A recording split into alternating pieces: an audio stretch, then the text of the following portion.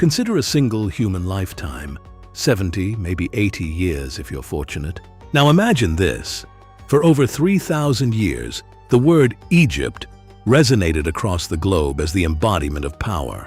While Rome fell, Babylon crumbled, and the Bronze Age itself collapsed, Egypt stood resilient, a beacon of enduring strength. This indomitable legacy, however, might not have existed. No gold mask of Tutankhamun, no colossal temples of Ramesses the Great, not even the concept of a military superpower. Without a desperate act by a teenage king in 1550 BC. This is the story of how Egypt's darkest hour became its greatest engine, a tale that mirrors every empire since. To unravel the force Thutmose I unleashed, we first delve into the humiliation that preceded him. For millennia, the Nile Valley seemed invincible. Nestled safely by impassable deserts and the open sea, Egyptians believed their land was the cosmos' center, protected by divine forces. That certainty, however, bred complacency. Around 1650 BC, their world was shaken. The Hyksos, a people from the Levant whose name means rulers of foreign lands, migrated into the fertile Nile Delta. Contrary to the dramatic imagery of conquering armies, they didn't arrive with swords drawn. Instead, they drifted in during times of famine and economic instability, integrating over generations. Recent isotope analysis of teeth from the Hyksos capital at Avaris confirms they had lived in Egypt long before wielding political power. They didn't storm the gates, they simply stayed. When the central government in Memphis collapsed under its own weight, they were poised to take control. Yet, the Hyksos brought innovations that transformed warfare. The horse-drawn chariot, the composite recurve bow, and bronze-scaled armor. Technologies that rendered Egyptian spears obsolete. For over a century, Egypt, the proudest civilization on earth, became a tribute-paying vassal state. Native Egyptian pharaohs were confined to the south, ruling from Thebes, while the Hyksos king reigned in the cosmopolitan Avaris, a city alive with Minoan frescoes and advanced bronze workshops. This wasn't mere military defeat, it was an existential rupture. The Egyptian worldview, built around divine pharaohs and cosmic order, shattered. Humiliation, it turns out, is a formidable engine. Enter Thutmose I, a grieving son before a king. His father, Sekhenenre-Tau, had initiated the struggle against the Hyksos. Forensic CT scans of his mummy reveal catastrophic axe wounds to the skull, consistent with Hyksos weaponry, likely obtained in battle. His brother Thutmose continued the fight, launching daring raids, but died before achieving victory. The teenage Thutmose inherited the throne, the blood feud, and a fractured kingdom. The kingdom was held together by his mother, Queen Hotep, a warrior queen who led while her son matured. Thutmose did not linger in mourning. Instead, he studied his adversaries. He adopted the Hyksos chariot, reverse-engineered their bow, and improved the axle design. This change allowed tighter battle maneuvers. He redirected temple wealth to procure cedar wood from Byblos, constructing a fleet of reinforced Nile warships. Every able-bodied man was conscripted into Egypt's first professional standing army. The siege of Avaris, chronicled by a common soldier named Thutmose, son of Ibana, offers a visceral account. It is one of history's rare eyewitness accounts of ancient warfare. After years of siege, the Hyksos capital fell, not through negotiation, but with fire. Thutmose burned Avaris to the ground and pursued the survivors across the Sinai to Sharuhen. Sharuhen succumbed after a brutal 3-year blockade. The invaders were expelled, yet Thutmose's ambition extended beyond mere liberation. In a pivotal transformation, liberation required becoming the foreigner. The trauma of occupation carved a new ideology: never again. The doctrine shifted from isolationism to expansion. If the Hyksos hailed from Canaan, then Canaan would become Egyptian. Thutmose pushed north into the Levant and south into Nubia, securing gold mines. What began defensively evolved, almost inadvertently, into an empire. This marked a groundbreaking shift. Before Thutmose, civilizations like the Minoans and Babylonians were hegemons. The Egypt of the New Kingdom invented direct rule, permanent garrisons, and systematic colonial wealth extraction, and it worked with terrifying efficiency. The New Kingdom's rapid expansion under Thutmose set the stage for an era of unprecedented wealth and cultural flourishing. But this new imperial model required constant vigilance and resources to sustain. The empire had become a vast organism, its survival dependent on a steady stream of resources and manpower. Under the successors of Thutmose, this system reached new heights, transforming Egypt into a cultural and military juggernaut. Hatshepsut, one of the most remarkable pharaohs, ruled as a full pharaoh. Her reign was marked not by military conquest, but by trade and monumental building projects. She dispatched a famous expedition to the land of Punt, bringing back myrrh trees, incense, and exotic animals. This showcased Egypt's reach and influence. Her temple at Deir el-Bahri remains an architectural marvel. Its terraced design is integrated seamlessly into the surrounding cliffs. But it was Thutmose III, Hatshepsut's stepson and successor, who truly embodied the military might of the new kingdom. Often called the Napoleon of Egypt, Thutmose III conducted 17 campaigns in 20 years. He expanded Egypt's borders further than ever. His campaigns in the Levant secured Egypt's northern frontier. His victory at the Battle of Megiddo is one of the best documented military engagements of the ancient world. Thutmose's meticulous records, inscribed on the temple walls at Karnak, detail the spoils of war. These included chariots, livestock, and captives. These captives were integral to the empire's economy. They were not merely prisoners, they were a labor force, systematically absorbed into the state apparatus. Skilled laborers, artisans, and craftsmen were relocated to Thebes. They fueled the construction of temples and monuments that celebrated the pharaoh's divine status. The empire's insatiable demand for labor and resources fueled further expansion. This led to the consolidation of territories.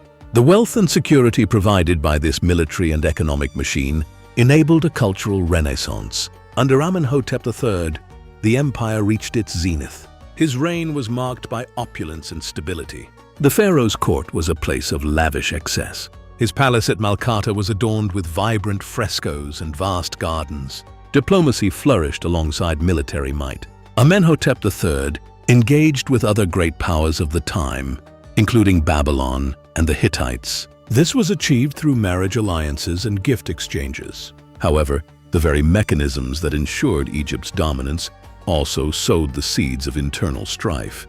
The priesthood of Amun, enriched by royal patronage, grew into a potent political force. They rivaled the pharaoh's authority. By the time of Amenhotep IV, later known as Akhenaten, this power dynamic had reached a critical point. Akhenaten's radical religious reforms centered on the worship of Aten, the sun disk. These reforms challenged the entrenched power of the Amun priesthood. Akhenaten's religious revolution had far-reaching consequences. He moved the capital to Akhenaten, modern-day Amarna. This disrupted the traditional power centers. His focus on theology over military affairs allowed Egypt's control over its territories to weaken. The Amarna letters, a cache of diplomatic correspondence, reveal the growing unrest among Egypt's vassals and allies. Governors and client kings implored Akhenaten for military support, but their pleas went unanswered. The neglect of Egypt's military obligations under Akhenaten became a crisis that his successors struggled to address. Tutankhamun, the boy king, attempted to restore the old religious order and stabilize the realm. Though his reign was short-lived and fraught with health issues, it marked a return to traditional values and practices. Yet, his untimely death and the subsequent erasure of his name from official records left a power vacuum that others sought to fill. Into this breach stepped generals and powerful advisors who recognized the need to restore Egypt's military prestige and control. Horemheb, formerly a general, ascended the throne and worked to re-establish order, reforming the military and administrative systems that had frayed under Akhenaten's rule. But it was Ramesses II, known as Ramesses the Great, who epitomized the grandeur of the new kingdom. His reign was defined by monumental building projects and military campaigns. The temples of Abu Simbel, with their colossal statues, stand as a testament to his ambition and the empire's architectural prowess. His campaigns, particularly the Battle of Kadesh against the Hittites, were immortalized in grand reliefs, depicting Ramesses as a god-king, a narrative that glossed over the battle's inconclusive outcome. Ramesses II's reign marked the apex of Egypt's power, but it was also a precursor to its decline. The strains of maintaining such an expansive empire were becoming evident. The costs of constant warfare, combined with internal challenges and environmental pressures, began to unravel the fabric of this mighty civilization. As the 12th century BC approached, Egypt faced new threats, both external and internal. The mysterious sea peoples launched invasions that tested the resilience of the once invincible empire. Meanwhile, the underlying tensions within the bureaucratic and religious structures hinted at an inevitable reckoning. Yet for now, the new kingdom stood, a testament to human ambition and the relentless pursuit of power. As the 12th century BC dawned, Egypt found itself at a crossroads. The empire that had once dictated terms to the ancient world now faced unprecedented challenges.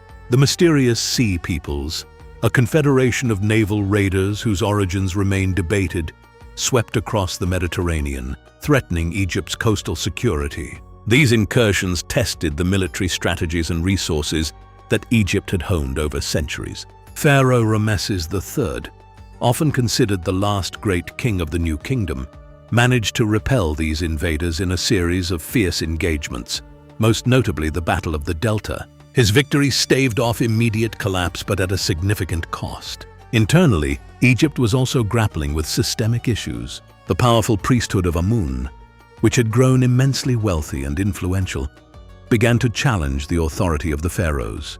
This internal power struggle diverted attention and resources away from the pressing need to fortify Egypt's borders and maintain its sprawling empire. The economic strain of sustaining a vast military apparatus and funding grand construction projects left the state treasury depleted. Inflation soared and resources became scarcer, leading to dissatisfaction among the populace. Ramesses III's reign, while marked by military success, also witnessed the first recorded labor strike in history. The workers at Deir el-Medina, responsible for constructing the royal tombs, protested delayed grain payments, highlighting the cracks in Egypt's administrative efficiency. This labor unrest was a harbinger of more profound societal shifts that would challenge the once unshakable unity of the Egyptian state. The subsequent rulers of the 20th dynasty failed to reverse these trends. The central authority waned as regional governors, known as nomarchs, gained more autonomy. By the time of Ramesses XIV, the last pharaoh of the New Kingdom, Egypt had effectively split into two. The northern part ruled from Tanis, while the south was dominated by the Theban priesthood. This division marked the end of a unified Egyptian empire and the onset of the Third Intermediate Period, characterized by political fragmentation and foreign domination. Despite the political turmoil, the cultural legacy of the New Kingdom endured. The art and architecture of this era continued to influence subsequent generations, with styles and motifs being adopted and adapted by the Libyans, Nubians, and later, the Ptolemaic dynasty. The temples and monuments built during this time, from the intricately carved tombs in the Valley of the Kings to the towering obelisks of Karnak, remain some of the most enduring symbols of ancient Egyptian civilization. The historical narrative of the New Kingdom, with its cycles of triumph and decline, has left an indelible mark on our understanding of empires. It serves as a reminder of the complexities inherent in maintaining power over vast territories and diverse peoples. The intricacies of diplomatic relations, the logistics of military campaigns, and the challenges of internal governance are as relevant today as they were thousands of years ago. Modern archaeology continues to uncover new insights into this fascinating period. Recent excavations have revealed more about the daily lives of those who lived and worked during the New Kingdom. From the artisans who crafted exquisite jewelry to the farmers who toiled along the Nile's banks. Advances in technology, such as 3D scanning and DNA analysis, are providing fresh perspectives on ancient texts and mummies. These technologies are reshaping our understanding of this epoch. The legacy of the New Kingdom also resonates in contemporary culture. Its stories of powerful queens, warrior pharaohs, and divine rulers have inspired countless works of art, literature, and film. The allure of Egypt, with its blend of mystery, majesty, and monumental achievements, captivates the imaginations of people worldwide. Even today, the treasures of the New Kingdom draw millions to museums and historical sites. From Tutankhamun's golden mask to the hieroglyph-covered walls of Karnak, these treasures foster a connection to a distant past that still feels remarkably present. The lessons of this era, of ambition, resilience, and the inevitability of change, offer timeless reflections on the nature of human societies. As we conclude our journey through the New Kingdom, we are reminded that history is not merely a chronicle of past events. It is a living dialogue between the present and the past, continually reshaped by new discoveries and interpretations. The story of ancient Egypt, particularly during its golden age, is one of extraordinary achievement and profound complexity. It offers insights into both the potential and the pitfalls of human enterprise. In the shadow of these ancient monuments, the echoes of a civilization that once commanded the world still resonate, a testament to the enduring legacy of Egypt's New Kingdom.